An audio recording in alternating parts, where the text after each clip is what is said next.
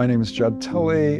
I'm an art writer and documentary filmmaker sitting here at White Cube in the exhibition David Hammons and Jannis Kounellis.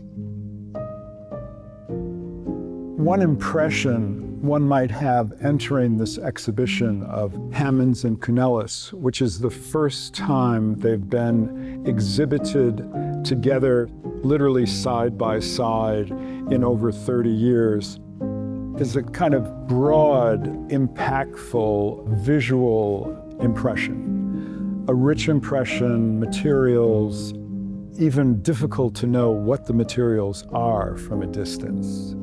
If you're not familiar with their art, they look in a way surprisingly like almost brother-like in look and feel and materials.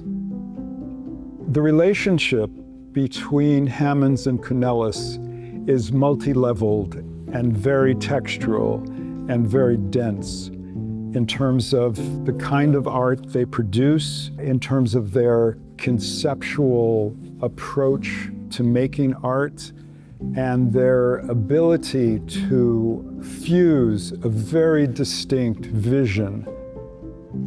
Both Hammons and Kounellis use more or less everyday materials. It sounds really simplistic, but in fact, what it produces is a much more profound impression on the use of materials, on the use of the just general fragility of things. It calls into question basic values.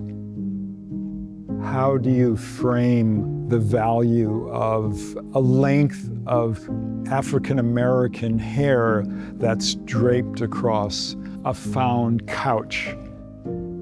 The ability of both Hammons and Kounellis to transform common materials, elevate them, and in a way, through some sort of magic, make them incredibly valuable, speaks volumes about their particular visions and genius.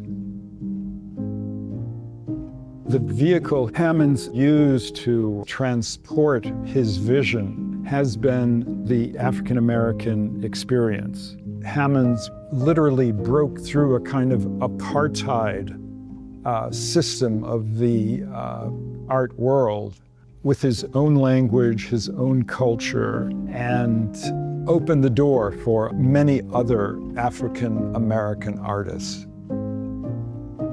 Some of Kounellis' most famous works are his earliest alphabetto works, which he did when he first arrived in Rome, wandering the streets, learning to be in a different place, and captivated by signage on the streets.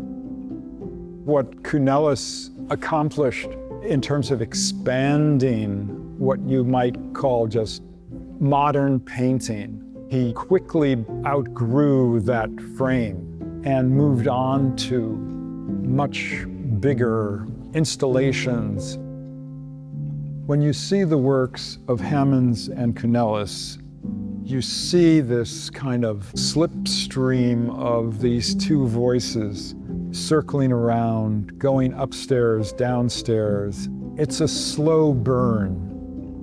It takes time to really just take in what they've accomplished. It resonates, and whether it's instant or takes a while, it has a kind of poetry, because I think both artists are, in a sense, unusual poets.